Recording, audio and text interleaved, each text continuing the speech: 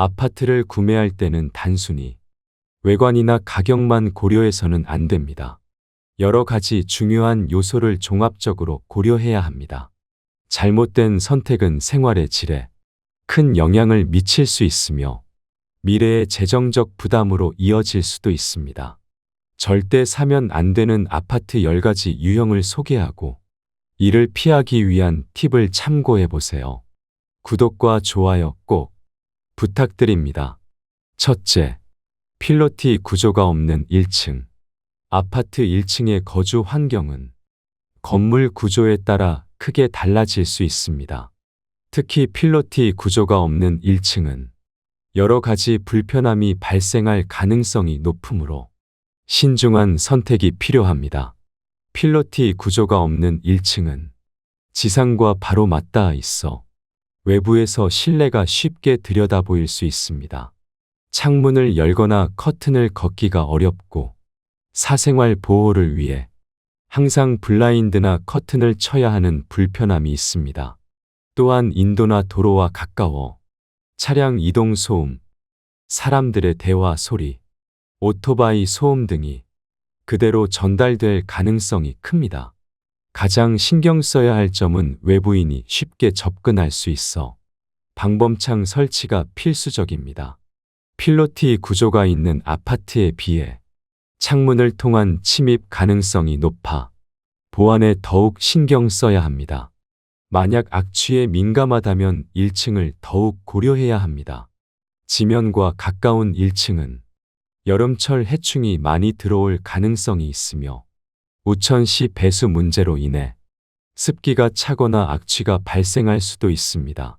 하지만 아이가 있다면 아파트 1층은 필수적인 선택이 될 수 있습니다. 1층에서 살게 된다면 방범창, 이중창, 환기 및 배수 상태 등을 꼼꼼히 확인하고 직접 방문해 소음 수준을 체크하는 것이 중요합니다. 둘째, 300세대 이하 소규모 단지. 아파트 단지는 규모에 따라 관리비, 시설 유지, 주거 안정성 등의 차이가 있을 수 있습니다. 특히 300세대 이하의 소규모 단지는 다음과 같은 문제점이 발생할 가능성이 높으므로 신중하게 고려해야 합니다. 관리비 부담이 상대적으로 높을 수 있습니다. 아파트 관리비는 입주 세대가 많을수록 분담 효과가 커지지만 소규모 단지는 세대 수가 적어 공용시설 유지 비용을 나눌 수 있는 가구가 제한적입니다. 이로 인해 경비, 청소, 주차 관리 등의 운영 비용이 개별 세대에 더 큰 부담이 될 수 있습니다. 그리고 시설 개선 및 유지 보수가 어려울 수 있습니다. 대규모 단지는 입주민 부담을 최소화하면서도 단지 내 시설을 꾸준히 개선할 수 있는 예산을 확보하기 쉬운 반면 소규모 단지는 공용시설 보수나 교체가 필요할 때 재정적 부담이 커질 수 있습니다. 이로 인해 단지 내 편의시설이 노후화될 가능성이 높고 시설 개선이 늦어질 수도 있습니다. 세대 수가 적어 거주민 간 커뮤니티가 활성화되지 않을 가능성이 있으며 보안 및 안전 관리가 상대적으로 취약할 수 있습니다. 또한 규모가 작은 단지는 지역 내 학군이나 상권에 영향을 미치기 어려워 생활 인프라가 부족한 경우가 많습니다. 따라서 아파트를 선택할 때는 세대 규모에 따른 관리비 부담, 시설 유지 가능성, 생활 편의성 및 보안 환경을 꼼꼼하게 확인하는 것이 중요합니다.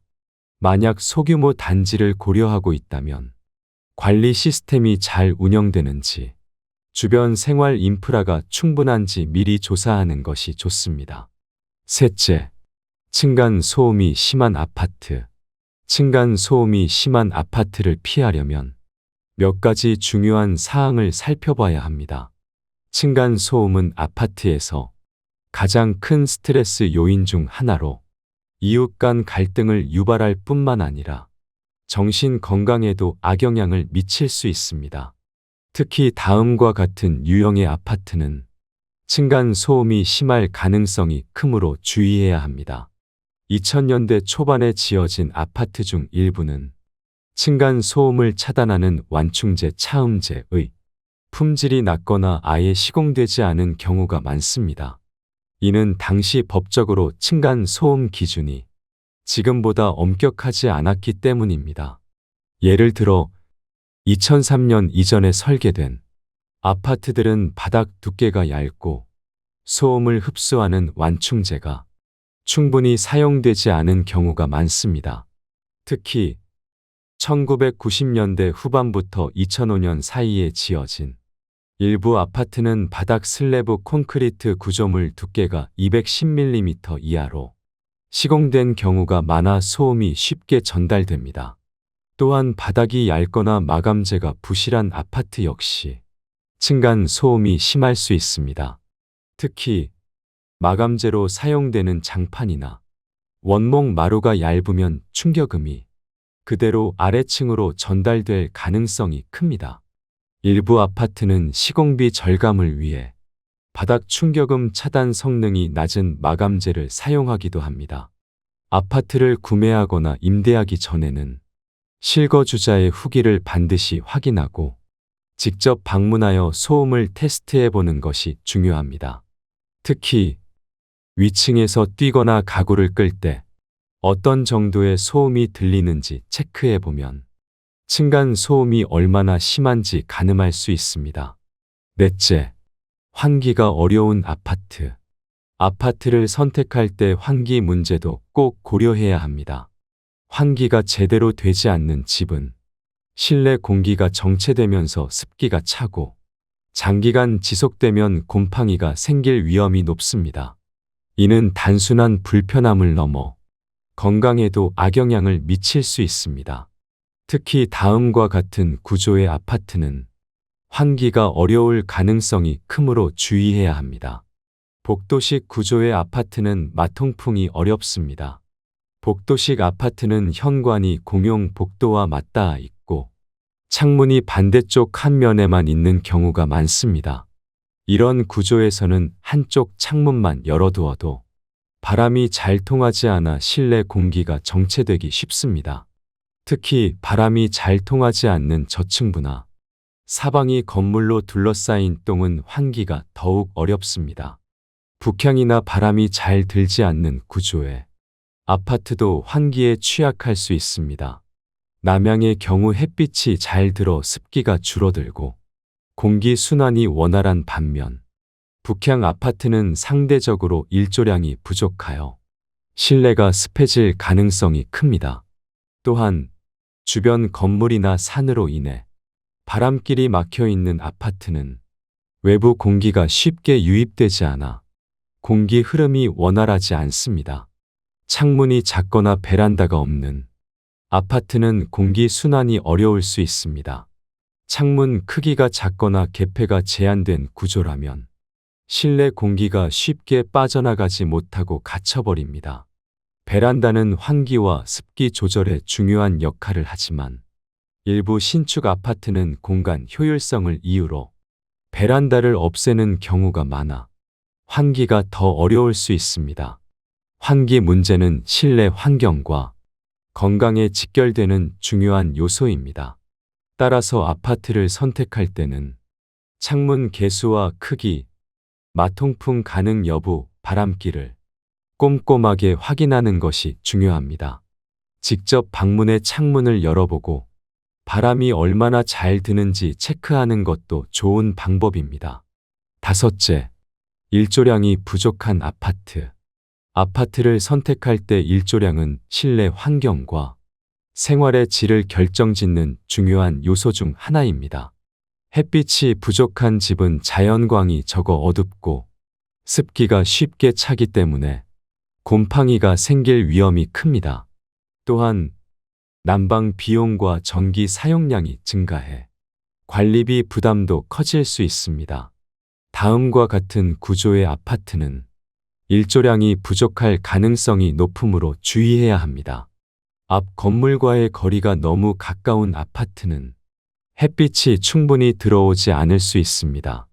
특히 고층 건물이 앞을 가로막고 있는 경우 낮에도 실내가 어둡고 습기가 많아질 수 있습니다. 건물 간격이 좁은 도심 지역 아파트. 앞뒤로 배치된 동간 거리가 짧은 단지는 더욱 신경 써야 합니다. 동양 또는 북향과 같은 해가 잘 들지 않는 구조의 아파트도 일조량이 부족할 수 있습니다. 동양의 경우 오전에만 햇빛이 들고 오후에는 어두워지는 반면 북향 아파트는 하루 종일 햇빛이 거의 들지 않는 경우가 많습니다. 특히 저층이라면 주변 건물이나 지형의 영향을 받아 더 어두울 수 있습니다. 주변에 높은 건물이 많아 햇빛이 가려지는 아파트도 일조량이 적을 가능성이 큽니다. 앞 건물이 높은 경우 낮은 층에서는 하루 종일 그늘이 지며 겨울철에는 해가 짧아져 더욱 어둡고 추운 환경이 될 수 있습니다. 일조량이 부족한 집은 밝은 조명을 계속 켜야 하므로 전기 사용량이 늘어나고 습기로 인해 난방을 더 자주 가동해야 해 관리비 부담이 커질 수 있습니다. 따라서 아파트를 선택할 때는 건물 간격, 향, 주변 건물의 높이와 배치를 꼼꼼히 확인해야 합니다. 낮 시간대에 방문에 햇빛이 얼마나 들어오는지 직접 확인하는 것도 좋은 방법입니다. 여섯째, 입주율이 낮은 유령 아파트. 입주율이 낮은 아파트는 단순히 빈집이 많은 것뿐만 아니라 거주 환경과 경제적인 측면에서 여러 가지 문제를 동반할 수 있습니다. 신규 아파트라도 입주가 저조하면 관리 비용 증가, 생활 인프라 부족, 향후 집값 하락 등의 위험이 따를 수 있습니다. 특히 다음과 같은 문제점이 발생할 수 있으므로 신중하게 살펴봐야 합니다. 아파트 단지는 거주하는 세대가 많을수록 관리비를 분담하는 구조이기 때문에 입주율이 낮으면 각 세대가 부담해야 관리비가 더 늘어날 수 있습니다. 특히 공용시설 유지보수 비용이 입주 가구에 집중되면서 예상보다 높은 관리비가 부과될 수 있습니다. 아파트 단지 내 상가, 마트, 카페, 병원 등 생활 편의시설은 일정한 인구가 확보되어야 운영이 가능하지만 입주율이 낮으면 상권이 활성화되지 않아 불편을 겪을 수 있습니다. 특히 대형 마트나 학군이 중요한 지역이라면 인프라 부족으로 인해 생활의 질이 크게 떨어질 수 있습니다. 입주율이 낮다는 것은 수요가 적거나 지역적, 환경적 문제가 있을 가능성이 크다는 뜻입니다. 시간이 지나도 입주율이 회복되지 않으면 자연스럽게 매매가와 전세값이 하락할 가능성이 높아 재산 가치가 떨어질 우려가 있습니다. 따라서 아파트를 선택할 때는 분양률과 실거주율을 반드시 확인해야 합니다. 단순히 계약된 세대 수가 아니라 실제로 입주한 가구가 얼마나 되는지 조사하고 주변 지역의 발전 가능성도 함께 고려해야 합니다. 일곱째, 학교나 공원이 먼 아파트. 아이를 키우는 가정이라면 아파트 선택 시 교육 환경과 생활 편의성을 꼼꼼히 따져봐야 합니다. 학교와 공원이 멀리 떨어진 아파트는 통학과 여가 활동에 불편함을 줄 뿐만 아니라 장기적으로 학군에 영향을 받아 집값 상승에도 불리할 수 있습니다. 특히 다음과 같은 조건을 가진 아파트는 신중하게 고려해야 합니다. 학교까지 통학 시간이 30분 이상 걸리는 아파트는 자녀의 등하교가 불편할 수 있습니다. 초등학교 저학년의 경우 거리가 멀면 등하교 시 보호자의 동반이 필요할 수 있으며 대중교통을 이용해야 하는 경우 시간과 비용 부담이 커질 수 있습니다. 또한 통학로가 차도가 많거나 안전시설이 부족하면 사고 위험도 높아질 수 있습니다. 주변에 학원이 부족한 지역은 교육 인프라가 충분하지 않을 가능성이 큽니다. 학원이 몰려있는 지역은 자연스럽게 교육열이 높은 학군이 형성되지만 학원이 적은 지역은 사교육 접근성이 낮아 교육 환경이 불리할 수 있습니다. 결국 학군이 좋지 않은 곳은 실거주 선호도가 낮아져 향후 집값 상승에도 제약이 있을 수 있습니다.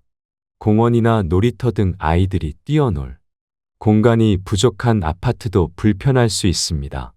아이들은 집 근처에서 안전하게 뛰어놀 공간이 필요하지만 공원이 멀리 있거나 단지 내 놀이터가 부족한 경우 아이들이 외부 활동을 하기 어려워집니다. 이는 성장 환경에도 영향을 미칠 수 있으며 가족 단위 거주자의 만족도를 낮추는 요인이 될 수 있습니다.